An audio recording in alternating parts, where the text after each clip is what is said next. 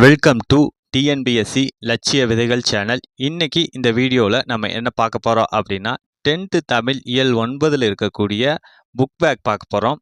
அதற்கடுத்து பார்த்தீங்க அப்படின்னா மொழிபெயர்ப்பு அதை பற்றியும் பார்க்க போகிறோம். இந்த மொழிபெயர்ப்புலாம் பார்த்தீங்க அப்படின்னா தமிழ் தகுதி தேர்வில் வந்து கேட்பாங்க. அதற்கடுத்து ஓமை பயன்படுத்தி சொற்சொடர் அமைக்க, இதுவும் பார்த்தீங்க அப்படின்னா அதாவது குரூப் 4 குரூப் 2 இந்த மாதிரியான எக்ஸாம்ஸ் எல்லாம் பார்த்தீங்கன்னா 1 or 2 கொஸ்டின்ஸ் வந்து கேட்டுருவாங்க. ஏதாவது ஒரு ஓமையை கொடுத்துருவாங்க, இந்த ஓமை சொல்லக்கூடிய பொருள் என்ன அப்படிங்கிற மாதிரி கேட்பாங்க. ஓகே, அதற்கடுத்து பார்த்தீங்க அப்படின்னா கலைச்சொல். ஓகேங்களா, இந்த கலைச்சொல்லும் பார்த்தீங்க அப்படின்னா ரீசெண்ட் டைம்ஸாக வந்து எக்ஸாம்ஸில் வந்து கேட்டுக்கிட்டு தான் இருக்காங்க. ஓகே, அந்த கலைச்சொல் பற்றி பார்க்க போகிறோம். அதற்கடுத்து நூலாசிரியர், இதுவும் வந்து இந்த வீடியோவில் நம்ம பார்க்க போகிறோம். ஓகே, இதற்கு முன்னாடி பார்த்தீங்க அப்படின்னா இயல் 9 10th தமிழ் இயல் 9ல் வந்து 3 பார்ட் வந்து போட்டிருக்கோம். ஃபர்ஸ்ட் பார்ட்டில் வந்து என்ன பார்த்தோம் அப்படின்னா ஜெயகாந்தனை பற்றிய ஒரு டாபிக் பார்த்துட்டோம். செகண்ட் பார்ட்டில் வந்து நாகூர் ரூமி அவர்களை பற்றிய நூல்வெளி குறிப்பும் தேம்பாவணி அப்படிங்கிற அந்த ஒரு பாடலோட நூல்வெளி குறிப்பும் நம்ம பார்த்தோம். மூணாவது பார்ட்டில் கு அழகிரிசாமி அவர்களை பற்றிய நூல்வெளி குறிப்பு அணி, அதாவது தீவக அணி, தற்குறிப்பேற்ற அணி, நிரல் நிறை அணி, இந்த மாதிரியான அணிகள் வந்து 4 வகை இருந்தது, அதையும் நம்ம பார்த்துட்டோம். ஓகே, இன்னைக்கு வந்து இந்த 4வது பார்ட்டில் வந்து புக் பேக்கு, அப்புறம் பார்த்தீங்கன்னா ஓமைகளை பயன்படுத்தி சொற்சொடர் அமைக்க, கலைச்சொல், நூலாசிரியர், இதெல்லாமே நம்ம இந்த வீடியோவில் பார்க்க போகிறோம். ஓகே, இந்த வீடியோவோட பார்த்தீங்க அப்படின்னா நமக்கு 6 முதல் 10 வரைக்கும் உண்டான தமிழுக்கு உண்டான டீட்டெயில் நோட்ஸ் வந்து கம்ப்ளீட் ஆகுது. ஓகேங்களா? ஓகே, இந்த நோட்ஸ் உங்களுக்கு தேவைப்பட்டுச்சு அப்படின்னா கீழே வந்து வாட்ஸ்அப் நம்பர் இருக்குது, அதுக்கு நீங்கள் கான்டாக்ட் பண்ணுங்கள். ஓகே, பார்ப்போம். இன்னைக்கு இது வரைக்கும் நீங்கள் சப்ஸ்கிரைப் பண்ணாமல் பார்த்துக்கிட்டு இருந்தால் சப்ஸ்கிரைப் பண்ணிட்டு பாருங்கள், உங்கள் ஃப்ரெண்ட்ஸுக்கும் ஷேர் பண்ணுங்கள், ஒரு லைக் போட்டு வீடியோ ஸ்டார்ட் பண்ணுங்கள், அது எங்களுக்கு இன்னும் மோட்டிவேட்டடாக இருக்கும். ஓகே, ஃபர்ஸ்ட் கொஸ்டின் புக் பேக்கில், அதாவது இவள் தலையில் எழுதியதோ கற்காலம்தான் எப்போதும், இவ்வடிகளில் கற்காலம் என்பது என்ன அப்படிங்கிறது. இந்த வரிகள் எழுதியவர் யார் அப்படின்னா நாகூர் ரூமி அவர்கள் சித்தாலை பற்றி எழுதியிருப்பார், கவிதை வரிகள். ஓகேங்களா, இதில் கற்காலம் அப்படிங்கிறது பார்த்தீங்க அப்படின்னா தலையில் கல் சுமப்பது அப்படிங்கிறது தான். ஓகேங்களா, அதாவது பார்த்தீங்க அப்படின்னா காமராஜரோட ஆட்சி காலத்தில் என்ன சொல்லுவாங்க அப்படின்னா பொற்காலம் அப்படின்னு சொல்லுவாங்க. ஓகேங்களா, ஒவ்வொருடைய ஆட்சி காலத்தையும் ஒவ்வொரு விதமாக சொல்லுவாங்க. அதாவது காமராஜரோட ஆட்சி காலத்தை பொற்காலம் அப்படிங்கிற மாதிரிலாம் சொல்லுவாங்க. ஆனால் பார்த்தீங்க அப்படின்னா இவங்களோட காலம்லாம் எப்படி இருக்குது அப்படின்னா கற்காலம் தான். ஓகேங்களா, அதாவது சித்தால் அவங்களுடைய வாழ்க்கையில் வந்து தலையில் கல் சுமக்கிறது தான் முக்கியமான பணியாக இருக்கிறதுனால இவங்க எப்பயுமே கற்காலம் தான். ஓகேங்களா, அப்படின்னு வந்து சொல்கிறாரு, தலையில் கல் சுமப்பது அப்படிங்கிறது.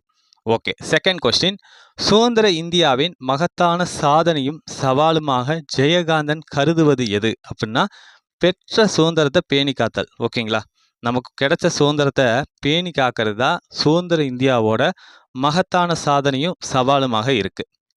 ஓகே, தேர்ட் கொஸ்டின், பூக்கையை குவித்து பூவே புரிவோடு காக்க என்று டேஸ் டேஸ் வேண்டினார் அப்படிங்கிறது. கருணையன் எலிசபெத்துக்காக வேண்டினார். ஓகேங்களா, இது வந்து தேம்பாவணி பாடல். இதில் பார்த்தீங்க அப்படின்னா எலிசபெத் அவங்க இறந்துருவாங்க. ஓகேங்களா, அப்போ வந்து கருணையன் வந்து சொல்லக்கூடிய வரிகள் தான் பூக்கையை குவித்து பூவே புரிவோடு காக்க அப்படின்னு சொல்லியிருப்பார். ஓகே, ஃபோர்த்து கொஸ்டின், வாய்மையே மழைநீர் ஆகி இத்தொடரில் வெளிப்படும் அணி என்ன அப்படின்னா உருவகம், அதுதான் வந்து இந்த தொடரில் வந்து வெளிப்படுது. ஓகே, இந்த உருவகம் அப்படிங்கிறது நம்ம எப்படி கண்டுபிடிக்கலாம் அப்படின்னா உவமை வேறு உவமைக்கப்படும் பொருள் வேறு அப்படின்னு இல்லாமல் ரெண்டுமே ஒன்று தான் அப்படின்னு இருந்துச்சுன்னா அதை வந்து என்ன சொல்லுவாங்க அப்படின்னா உருவகம் அப்படின்னு வந்து சொல்லுவாங்க. ஓகே, அடுத்து வந்து ஃபிஃப்த்து கொஸ்டின், கலையின் கணவனாகவும் சமுதாயத்தின் புதல்வனாகவும் இருந்து எழுதுகிறேன், இக்கூற்றினை இருந்து நாம் புரிந்து கொள்வது என்ன அப்படின்னா சமூக பார்வையோடு கலைப்பணி புரியவே எழுதினார் அப்படிங்கிறது தான். ஓகேங்களா, ஓகே, ஜெயகாந்தன் அவர்கள் எழுதியதை வந்து சொல்கிறாரு, அதாவது கலையின் கணவனாகவும் சமுதாயத்தின் புதல்வனாகவும் இருந்து நான் எழுதுறேன் அப்படின்னு சொல்கிறாரு. இதிலிருந்து நம்ம புரிஞ்சுக்கிறது என்ன அப்படின்னா அவர் வந்து சமூக பார்வையோடு கலைப்பணி எழுதினார் அப்படிங்கிறதா. நெக்ஸ்ட் வந்து மொழிபெயர்ப்பு பற்றி பார்ப்போம். ஓகே, இதில் பார்த்தீங்க அப்படின்னா first question, education is what remains after one has forgotten what one has learned in school, Albert Einstein. Okay, இதோட மொழிபெயர்ப்பு என்ன அப்படின்னா ஒரு பள்ளியில் கற்றுக்கொண்டதை மறந்துவிட்டால் பள்ளியில் கற்ற கல்வியினால் பயன் என்ன அப்படிங்கிறதா. ஓகேங்களா, அதாவது ஆல்பர்ட் ஐன்ஸ்டீன் என்ன சொல்கிறாங்க அப்படின்னா பள்ளியில் நம்ம கல்வி கற்கிறத மறக்கக்கூடாது அப்படின்னு சொல்கிறாரு. Okay, second, tomorrow is often the busiest day of the week. Spanish proverb அப்படிங்கிறது. ஓகேங்களா? அதாவது இதற்கான பொருள் என்ன அப்படின்னா, இவ்வாரத்தில் நாளை ஒரு நாள் மட்டுமே அதிக வேலைப்பளு உள்ளது அப்படிங்கிறதா. ஓகேங்களா? இது என்ன பழமொழி அப்படின்னா ஸ்பானிஷ் பழமொழி. Okay. Third question. It is during the our darkest moment that we must focus to see the light. Aristotle அவர்கள். அதாவது பார்த்தீங்க அப்படின்னா, நம் இருண்ட தருணங்களிலும் ஒளியை பார்ப்பதையே நோக்கமாக கொள்ள வேண்டும் அப்படின்னு சொன்னவர் அரிஸ்டாட்டில். ஓகேங்களா? ஓகே. ஃபோர்த்து கொஸ்டின் பார்ப்போம். Success is not final, failure is not fatal, it is the courage to continue that counts. Winston Churchill அவர்கள் சொன்னது. அதாவது பார்த்தீங்க அப்படின்னா இதற்கான பொருள் என்ன அப்படின்னா, வெற்றி என்பது முடிவல்ல, தோல்வி என்பது விதி அல்ல, இரண்டுக்காகவும் தொடர்ந்து முயற்சியுடனும் ஊக்கத்துடனும் செயல்படுவதே எண்ணப்படும் அப்படிங்கிறது. ஓகேங்களா? வெற்றியோ தோல்வியோ நம்ம முயற்சியையும் ஊக்கத்தையும் நம்ம எப்பவும் கைவிடக்கூடாது அப்படின்னு சொல்கிறவர் தான் வின்ஸ்டன் சர்ச்சில் அவர்கள். ஓகே. நெக்ஸ்ட் வந்து ஓமையை பயன்படுத்தி சொற்சொடர் உருவாக்குக. இந்த ஓமையை பயன்படுத்தி சொற்சொடர் உருவாக்குக பார்த்தீங்க அப்படின்னா 1 or 2 கொஸ்டின்ஸ் வந்து எல்லா எக்ஸாம்லையும் கேட்டுருவாங்க. குரூப் 4, குரூப் 2 இந்த மாதிரியான எக்ஸாம்ஸ்லாம் பார்த்தீங்கன்னா கேட்டுருவாங்க. அதாவது ஓமையை கொடுத்துருவாங்க. இந்த ஓமையை உணர்த்தக்கூடிய பொருள் என்ன அப்படிங்கிற மாதிரி கேட்பாங்க. ஓகே. ஓகே. இதில் பாருங்கள் ஃபஸ்ட்டு தாமரை இலை நீர் போல அப்படிங்கிறது. ஓகேங்களா? இதோடைய பொருள் என்ன அப்படின்னா, அதாவது என் நண்பன் தாமரை இலை நீர் போல பட்டும் படாமலும் பழகுவான். இதுதான் அந்த சொற்சொடர். ஓகேங்களா? அதாவது பார்த்தீங்க அப்படின்னா இந்த அறிஞர்கள்லாம் என்ன சொல்லுவாங்க அப்படின்னா, உலக வாழ்க்கையை பற்றி சொல்லும்போது சொல்லுவாங்க, ஒவ்வொரு மனிதனும் என்ன பண்ணணும் இந்த உலகத்தோட, தாமரை இலை மேலே நீர் போல இருக்கணும் அப்படிம்பாங்க. அதாவது தாமரை இலை மேலே நீர் பட்டுச்சு அப்படின்னா அது பட்ட மாதிரி இருக்கும், படாத மாதிரி இருக்கும், ஒட்டியும் ஒட்டாமலும் இருக்கும். இந்த மாதிரி தான் நம்ம உலக வாழ்க்கையை ஒவ்வொரு மனிதனும் வாழணும் அப்படின்னு வந்து அறிஞர்கள் சொல்கிறாங்க. ஓகே. அதற்கடுத்து வந்து செகண்ட் கொஸ்டின். மலைமுகம் காணா பயிர் போல அப்படிங்கிறது. ஓகேங்களா? இதோட சொற்சொடர் என்ன வருது அப்படின்னா, தாயை இழந்த கருணையன் மலைமுகம் காணா பயிர் போல வாடினான் அப்படிங்கிறது. ஓகேங்களா? அதாவது மலைமுகம் காணாமல் இருந்துச்சு அப்படின்னா அந்த பயிர் என்னவா இருக்கும் அப்படின்னா வாடி போயிடும். ஓகேங்களா? வாடி போயிடும். ஓகேங்களா? ஓகே. அடுத்து வந்து தேர்டு. கண்ணினை காக்கும் இமை போல அப்படின்னு இருக்கு. இதற்கான சொற்சொடர் என்ன வருது அப்படின்னா, இறைவனை அனுதினமும் நம்மை கண்ணினை காக்கும் இமை போல காத்து கொண்டு இருக்கிறார் அப்படிங்கிறது. ஓகேங்களா? இதோட பொருள் என்ன அப்படின்னா, இந்த இமை வந்து என்ன பண்ணும் அப்படின்னா கண்ணில் வந்து தூசி விழுகாமல் காக்கக்கூடியது. ஓகே. அடுத்து வந்து ஃபோர்த் கொஸ்டின். சிலை மேலே எழுத்து போல அப்படிங்கிறது. இதற்கான பொருள் என்ன வரும் அப்படின்னா அழியாது. ஓகேங்களா? ஒரு சிலை மேலே ஒரு எழுத்து எழுதுகிறோம் அப்படின்னா அது என்ன ஆகாது அப்படின்னா காலத்துக்கு அழியவே அழியாது, அப்படியே நிலச்சி நிற்கும். ஓகே. இதோட சொற்சொடர் என்னது வருது அப்படின்னா, சிறு வயதில் கற்கும் அறக்கருத்துகள் சிலை மேல் எழுத்து போல் மனதிலே நிலைத்து நின்று நம் வாழ்வை வழி நடத்தும் அப்படிங்கிறது தான். ஓகே. அதுக்கு அடுத்து வந்து பொருத்தமான நிறுத்தற்குறியீடுக. ஓகே. இந்த தொடருக்கு பொருத்தமான நிறுத்தற்குறியீடுகள் வருதுங்க. அதாவது பார்ப்போம். சேரர்களின் பட்டப்பெயர்களில் கொல்லி வெற்பன், மலையமான் போன்றவை குறிப்பிடத்தக்கவை. கொல்லி மலையை வென்றவன் கொல்லி வெற்பன் எனவும், பிற மலைப்பகுதிகளை வென்றவர்கள் மலையமான் எனவும் பெயர் சூட்டி கொண்டனர். இதற்கு சங்க இலக்கியத்தில் சான்றுகள் உள்ளன அப்படிங்கிறது தான் இந்த சொற்சொடர். ஓகேங்களா? தொடர் கொடுத்துருக்காங்க. அதுக்கு வந்து நம்ம பொருத்தமான நிறுத்தற்குறியீடு வந்து இடணும். ஓகே. அதை வந்து நான் பார்த்தீங்க அப்படின்னா நம்ம ரெட்டுங்கில் கொடுத்துருக்கோம். ஓகேங்களா? அதாவது சேரர்களின் பட்டப்பெயர்களில் கொல்லி வெற்பன், மலையமான் போன்றவை குறிப்பிடத்தக்கவை. ஓகேங்களா? இதில் வந்து முற்று பெறதுனால இதில் புள்ளி வைக்கிறோம். ஓகே. இதில் ஒற்றை மேற்கோள் குறியில் எங்கெங்கே வரும் அப்படின்னு பார்த்தீங்க அப்படின்னா, ஒரு எழுத்தேனும் சொல்லேனும் தன்னையே குறிக்கும் இடம். ஓகேங்களா? ஒரு எழுத்தோ சொல்லோ தன்னையவே குறிச்சிச்சு அப்படின்னா அந்த இடத்துல ஒற்றை மேற்கோள் குறி வரும். அதே போலவே நூற்பெயர், அப்புறம் பார்த்தீங்க அப்படின்னா கட்டுரை பெயர், இந்த இடங்கள்லாம் பார்த்தீங்க அப்படின்னா என்ன ஆகும் அப்படின்னா ஒற்றை மேற்கோள் குறி வரும். அதற்கடுத்து பிறர் கூற்று பகுதிகள், அந்த இடங்கள்லையும் பார்த்தீங்க அப்படின்னா ஒற்றை மேற்கோள் குறி வரும். ஓகே. அதற்கடுத்து பார்ப்போம். இதுக்கடுத்து வந்து கொல்லிமலையை வென்றவன் கொல்லி வெற்பன் எனவும். ஓகேங்களா? இந்த பாருங்க, ஒரு எழுத்தோ சொல்லோ என்ன பண்ணுது, அவரையே குறிக்குது. கொல்லிமலையை வென்றதுனால கொல்லி வெற்பன் அப்படின்னு வருது. பிற மலைகளை பகுதிகளை வென்றவர் மலையமான் எனவும் பெயர் சூட்டி கொண்டனர். ஓகே. முற்று பெற்றா முற்றுப்புள்ளி. அதற்கடுத்து இதற்கு சங்க இலக்கியத்தில் சான்றுகள் உள்ளன அப்படிங்கிறது. ஓகேங்களா? ஓகே.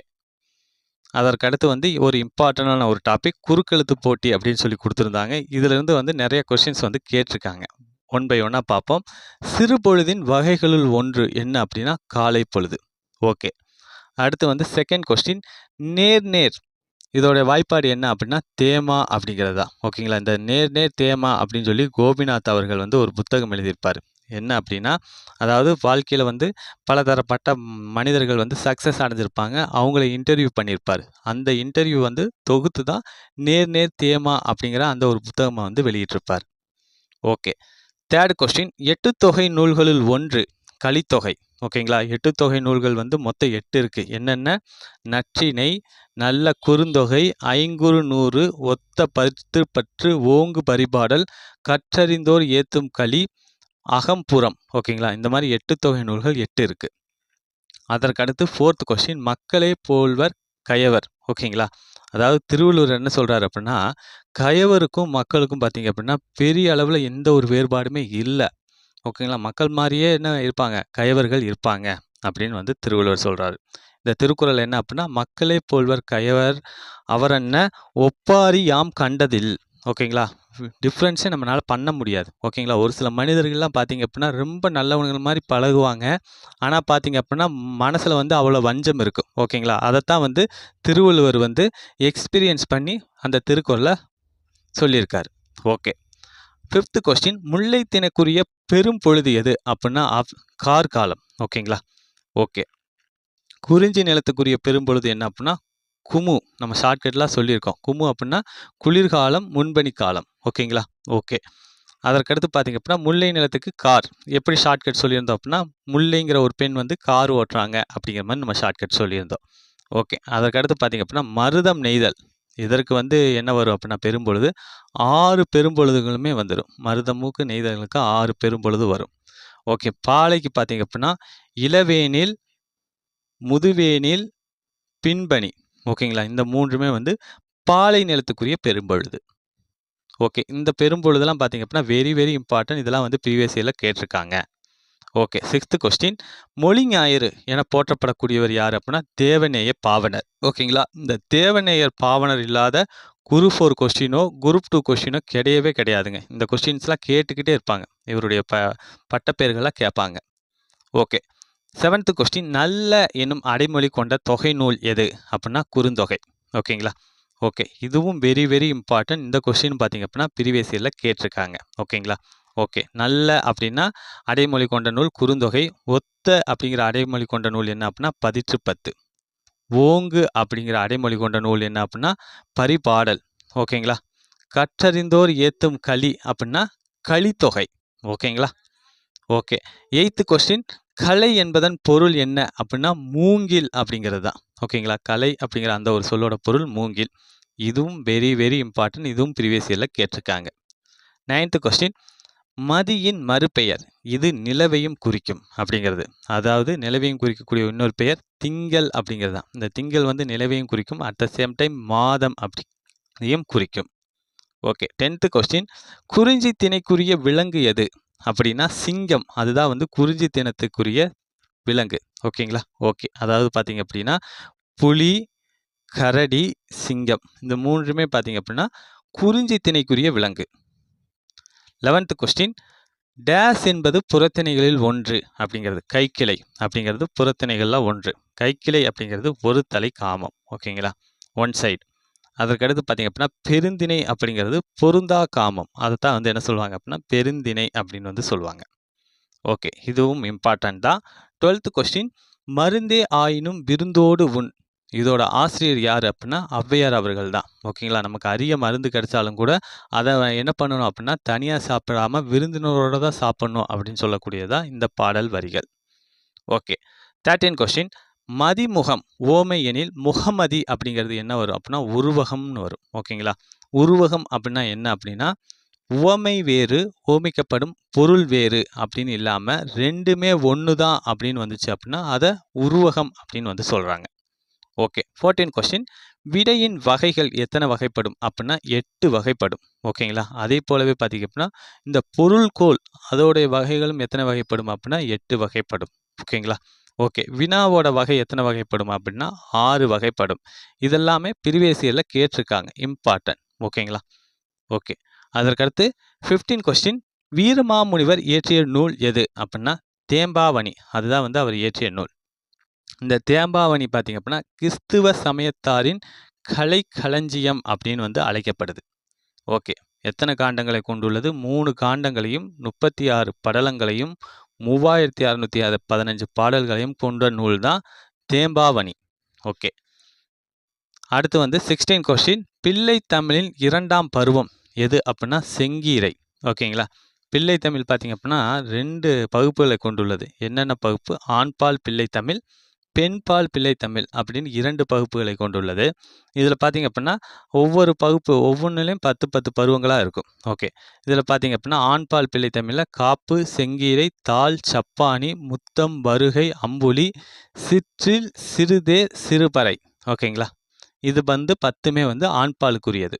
அதே பார்த்தீங்க அப்படின்னா பெண்பாலுக்குரிய பிள்ளை தமிழுக்குரிய பருவங்கள் என்னென்ன அப்படின்னா காப்பு, செங்கீரை, தாள், சப்பானி, முத்தம், வருகை, அம்புலி, கலங்கு, அம்மானை, ஊசல். ஓகேங்களா? இது வந்து வரும். ஃபஸ்ட்டு சேம் 7 வந்து சேமாக வரும். மிச்சம் கடைசியாக இருக்கக்கூடிய 3 மட்டும் மாறி வரும். ஓகே.